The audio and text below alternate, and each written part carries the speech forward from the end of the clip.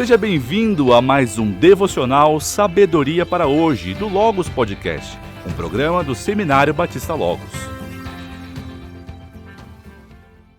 Olá, meu nome é Pedro, sou professor aqui da casa e neste momento estamos compartilhando com você um devocional em cima do texto de Tiago, capítulo 4, versículos 4 a 6. Se você está acompanhando esse devocional, você já deve ter percebido que nós já apresentamos os versículos 1 a 3.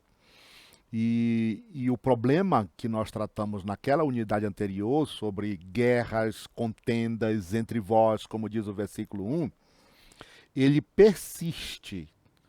Então, Tiago continua falando do mesmo problema que nós encontramos lá.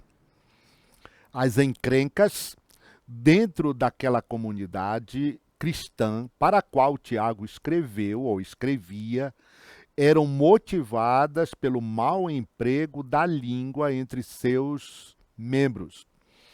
Já observamos que essa unidade ela começa na prática no capítulo 3, quando Tiago vai falar sobre não queiram muitos de vós ser mestres, sabendo que havemos de herdar maior juízo.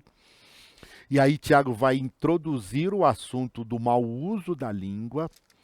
E no capítulo 3 ainda, versículos 3 a 18, ele desenvolve algo mais, porque parece-me que aqueles irmãos estavam presumindo que eram sábios, mas eles tinham mau uso da língua. Então Tiago vai ao ponto de dizer que, no final das contas, a verdadeira sabedoria, ela mostra mansidão, ela mostra procedimento digno, e, ao contrário disso, as invejas, os sentimentos de divisão, isso não deveria ser motivo de glorificação, de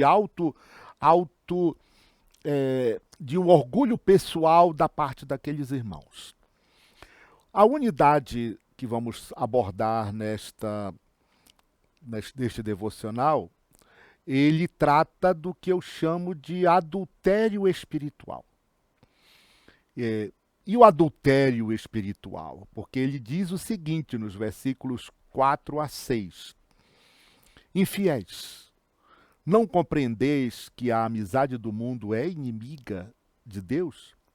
Aquele que quiser ser amigo do mundo constitui-se inimigo de Deus. Ou supondes que em vão afirma a Escritura, é com ciúme que por nós anseia o Espírito que ele fez habitar em nós?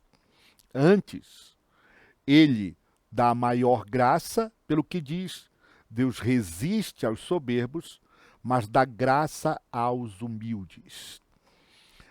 A primeira parte deste texto, ele trata do conceito de amizade versus inimizade. E o que nós encontramos aqui, no final das contas, é uma pergunta retórica. Veja bem o que diz o texto. Aqui o texto do versículo 4, na versão revista e atualizada, ela inicia dizendo infiéis. Na realidade, a palavra infiéis é tradução do grego que significa adúlteros. E ele continua dizendo, adúlteros, não sabeis que a amizade do mundo é inimiga de Deus?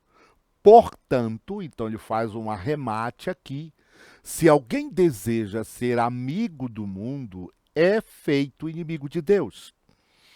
Então, a versão revista e atualizada, ela fala de uma expressão de compreensão.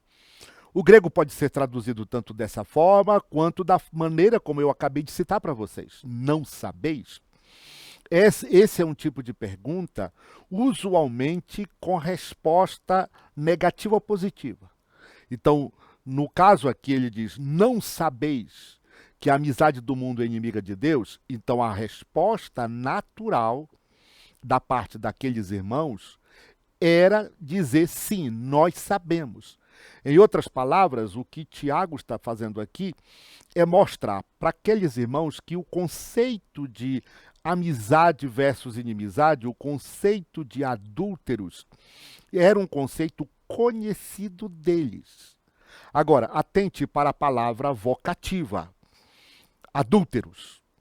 Esse conceito de adúltero, ele é retirado do mundo do Antigo Testamento, ou seja, dos textos do Antigo Testamento, principalmente os profetas Jeremias e Ezequiel. Mais ainda Jeremias. E o que era o conceito de adultério ali? Era o conceito que mostrava o povo de Israel considerado adúltero por adorar outros deuses, e não somente Javé. Isso é ilustrado de forma bastante dramática pelo relacionamento existente entre Oséias e Gomer, no livro do profeta Oséias, dentro do Antigo Testamento. Naquele livro lá, é o profeta que fala ao povo de Israel, o reino do norte, já no reino dividido. Então ele mostra que o povo de Israel no reino do norte era completamente avesso a isso. Avesso a quê? Avesso a uma amizade com Deus. E o povo tinha abraçado o baalismo em suas múltiplas manifestações e outros elementos do mundo contemporâneo, outros ídolos do mundo contemporâneo do profeta Oséias. Mas ainda assim eram pessoas que achavam que eles podiam manter um relacionamento duplo. Eles faziam as festas ao Senhor, mas também faziam festas para os seus ídolos. Desta forma, nós podemos mostrar que a palavra ali já salienta uma mente dividida. Esse conceito de mente dividida vai ser tratado melhor no próximo devocional, mas vale a pena mencionar aqui que era isso que tinha o povo de Israel no mundo antigo, ao ponto de, nos dias do profeta Elias, quando ele leva o povo para o Monte Carmelo, onde ele vai finalmente destruir completamente a adoração a Baal do povo de Israel, ele vai perguntar para o povo de Israel: até quando vocês vão cochear entre dois pensamentos? Ou seja, até quando vocês vão estar pulando num pé e no outro, num pé e no outro, numa espécie de dança? Até quando vocês vão dançar dessa forma? Uma hora vocês cultuam a Deus, outra hora vocês cultuam Baal. Então, que tipo de gente é essa? Vocês são. Então, diante disso, nós podemos observar que aqui o texto chama o povo. Interessante, é uma expressão bastante forte. Chama o povo, a quem Tiago está se dirigindo, de adúlteros. Agora, ao que parece, Tiago não está imaginando que esses irmãos, esta congregação a quem ele escreve, é uma congregação que está vivendo algum tipo de adultério espiritual. Ou seja, eles estão adorando Cristo e estão adorando qualquer divindade do Império Romano. Não é isso que está acontecendo aqui. Porque Tiago, melhor dizendo, usa a expressão amizade do mundo. A palavra mundo, com a qual os leitores de Tiago estavam se prostituindo ou se tornando adúlteros, tem a ver com a prática do mau uso da língua dentro da igreja. É isso que ele quis dizer, que o modo deles resolverem as suas diferenças internas era igual ao modo de os descrentes resolverem seus problemas. Então, dessa forma, o que nós percebemos aqui é que o estilo de vida, a maneira como eu trato o meu próximo, a maneira como eu trato os meus problemas internos dentro da igreja, são os mesmos modos, o mesmo comportamento, as mesmas atitudes que qualquer descrente faz no sistema lá fora. Não é preciso muita compreensão para imaginar que Paulo falaria a mesma coisa para os irmãos de Corinto. Eles aplicaram o estilo de vida da sociedade coríntia dentro da comunidade da igreja de Corinto. Então, aqui Tiago mostra que esses irmãos são adúlteros. Agora, a pessoa que é traída, ela sente ciúmes. Por isso que Tiago vai falar do Deus ciumento. O versículo 5, ele diz: ou supondes que em vão afirma a Escritura, é com ciúme que por nós anseia o Espírito que ele fez habitar em nós. Então, é interessante que, novamente, o conceito de conhecer, mas aqui tem a ideia de pensar. Literalmente, Tiago está dizendo, ou pensais que é sem propósito que a Escritura diz, o Espírito que ele fez viver em nós anseia com zelos, anseia com ciúmes. Outra vez nós temos aqui uma citação do Antigo Testamento, mas ao fazer essa citação, Tiago usa uma pergunta retórica, ou pensais? Ou seja, vocês estão pensando, passa pela cabeça de vocês, é algo que já domina o pensamento de vocês, de que a Escritura fala isso sem qualquer sentido? Ou seja, é apenas porque Deus quis falar e não porque realmente tinha um propósito para isso? Então, por isso que ele diz, ou pensais, que é sem propósito que a Escritura diz. Quer dizer, vocês pensam que a Escritura fala alguma coisa no vácuo, é apenas por vaidade, é apenas por algo que não tem sentido, não tem propósito, não tem razão? Agora, provavelmente, os leitores de Tiago diriam, não é sem propósito que a Escritura diz isso. Então, mas o problema é que eles estão imaginando, na prática estão dizendo essa mesma coisa. Aqui o tema do embate entre Deus e o mundo é colocado novamente em relevo. Deus, no caso em pauta o Espírito Santo, tem ciúmes daqueles em quem ele habita. Então, o que Tiago está dizendo aqui é que Deus é um Deus ciumento.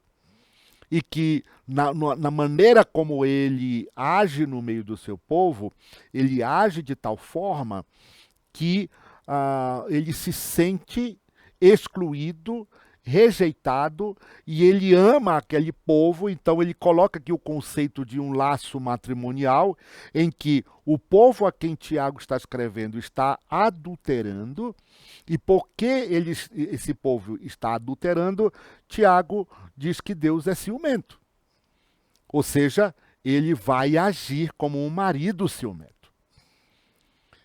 Então, esse momento em que o Espírito Santo age com ciúmes do povo de Deus, e porque ele habita no meio do povo de Deus, ele não somente no povo, mas ele habita no povo de Deus, correto? O povo de Deus é habitado pelo Espírito Santo.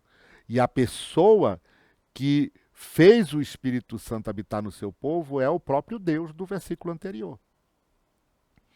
É com ciúme que por nós anseia o Espírito, que ele, o Deus, que está sendo colocado em inimizade com o mundo, no versículo anterior, e porque está sendo colocado em relevo a sua inimizade com o mundo, porque o povo de Deus, a quem Tiago escreve, está abraçando um estilo, um sistema de vida que, no final das contas, é contrário a isso. Então, Tiago faz essa observação ao mencionar que o povo está vivendo em franco adultério, agindo, abraçando o estilo de mente que o Espírito Santo está sentindo se rejeitado. Ou seja, Deus está se sentindo rejeitado e o seu Espírito está sofrendo por isso. Mas, no versículo 6, Tiago vai falar um pouco mais. É como se Tiago estivesse alertando aqueles irmãos e depois ele começa a falar sobre a maneira como nós podemos superar, como aquele povo podia superar esse momento e realmente se tornar submisso ao Senhor. Ele diz ao contrário, ele dá maior graça, pelo que diz, Deus resiste aos soberbos, mas dá graça aos humildes. Ele faz essa citação de Provérbios capítulo 33, versículo 4. Então, Tiago, como é um estilo de livro muito semelhante ao livro de Provérbios, portanto, como se nós tivéssemos dentro do Novo Testamento o livro de sabedoria, então aqui Tiago vai mostrar que ele Deus, no final das contas, ele tem o seu a sua manifestação de graça. E essa graça é uma graça maior. Aqueles que querem fazer a vontade do Senhor recebem maior graça, ou a graça grande para isso. E o que isso quer dizer? Tiago está se dirigindo a um grupo de irmãos dentro daquela comunidade que diz, não, nós queremos mudar de vida. Esse não é o estilo de vida que nós queremos viver, nos mordendo, nos batendo, agredindo um ao outro. Nós vimos para a celebração e o que nós fazemos? Nós nos agredimos, nós nos ameaçamos. Não é esse estilo de vida que nós queremos viver. Então o Tiago está dizendo, olha, para vocês que querem uma mudança de estilo de vida, então eu quero dar uma palavra sobre isso. Deus dá graça grande para isso. Se vocês querem rejeitar esse estilo de vida, então saibam que Deus dá uma graça grande para isso. Por quê? Porque como numa batalha, os inimigos resistem aos seus inimigos, Deus também resiste. Na realidade, é interessante aqui, porque quando ele fala que Deus resiste aos soberbos, ele usa uma palavra tipicamente militar. E essa palavra é que quer dizer que Deus guerreia contra os arrogantes. Nota a expressão deveras forte que Tiago está usando com aqueles que estão resistindo aos conselhos que ele está dando. Por um lado, há pessoas dentro da comunidade que estão se quebrando e, portanto, estão se tornando dóceis na mão do Senhor, e essas pessoas receberão uma graça grande. Por outro lado, Tiago está fazendo também uma ameaça. Aqueles que resistem, Deus resistem a eles. Aqueles que resistem a uma mudança de vida conforme o Senhor, Deus guerreará contra eles. Ou seja, Deus se oporá. Ele será aquele valente que vai ao encontro dos seus inimigos e os derrota e os vence no seu próprio terreno. Por outro lado, Tiago diz que aos que se submetem à sua vontade, ele dá uma graça grande. Nota o que ele diz aqui. Mas Deus dá graça aos humildes. E o que ele quer dizer por humildes? Humilde aqui não quer dizer obrigatoriamente sem recursos financeiros. O que ele quer dizer são aqueles que colocam o jugo do Senhor sobre o seu pescoço. E a figura do jugo do Senhor sobre o seu pescoço aponta para a decisão de se submeter e fazer uma mudança de vida em relação ao seu comportamento. Então, nesse sentido, Tiago está dizendo para nós aqui que Deus dá a graça grande, dá uma graça aos humildes. Aqueles que se submetem à vontade do Senhor receberão o seu favor, receberão a sua capacidade de vencer essa tentação de agir como se fossem donos da verdade, como se fossem pessoas que podem se comportar semelhantemente ao estilo do sistema que está ao seu redor. Então, podemos observar o melhor caminho a seguir. Qual é o melhor caminho a seguir? O caminho a seguir é o caminho da graça. Mas também existe um outro caminho aqui. O caminho da arrogância, o caminho da soberba. Então, o que Tiago está dizendo, eu estou dando alternativa A e alternativa B. Pela alternativa A, você tem o caminho da graça e, portanto, você se tornará vitorioso. Porque você vai se submeter ao plano do Senhor e a humildade vai antecipar a glória, antecipar a honra. Por outro lado, você pode escolher o caminho B, que é o caminho da resistência à vontade do Senhor, à humildade. E o que Tiago está dizendo aqui, que aqueles que optam por este caminho, eles vão enfrentar a guerra do Senhor. Literalmente vão enfrentar a guerra santa do Senhor. Deus será aquele que resiste a eles, aquele valente que ficará no caminho deles.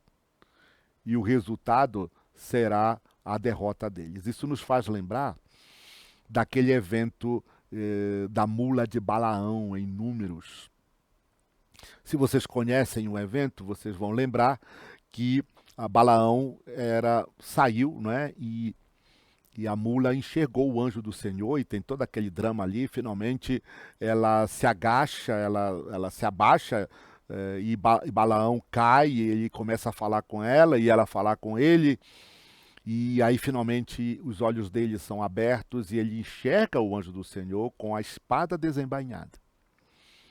E ele diz para Balaão: olha, eu estou aqui para te resistir. E eu só não te matei porque a mula se desviou de mim 3 vezes. Em outras palavras, o que nós estamos olhando neste texto é exatamente isso. Que Deus vai se colocar como o guerreiro diante daquele que tenta seguir pelo caminho da soberba. Então, a decisão que você precisa tomar, ela deve considerar a maior vantagem que você terá a curto, médio e longo prazos. Você pode optar pelo caminho A, e aí você vai ter a vantagem da graça a seu favor, e em lugar do Senhor ser o guerreiro que se opõe a você, ele será o Deus que te auxilia a vencer. Ou você pode optar pelo caminho B. E aí, não somente você vai se enganar e os teus sucessos serão, na realidade, fracassos, mas também você terá um Deus guerreiro que se oporá a você. Então, voltemos à temática e o adultério espiritual. Aqui está o ápice deste texto. O que eu devo fazer para me tornar uma esposa leal ao marido que é Deus? Como eu me torno? Me tornando submisso a Ele. E ao fazer isso, submetendo-se à sua vontade, eu recebo a graça necessária para viver embaixo desta submissão. Que Deus te abençoe e te ajude a perseverar no caminho da graça. Você está no Logos Podcast e assistiu a mais um Sabedoria para Hoje, um programa do Seminário Batista Logos. Se inscreva em nosso canal, curta e compartilhe.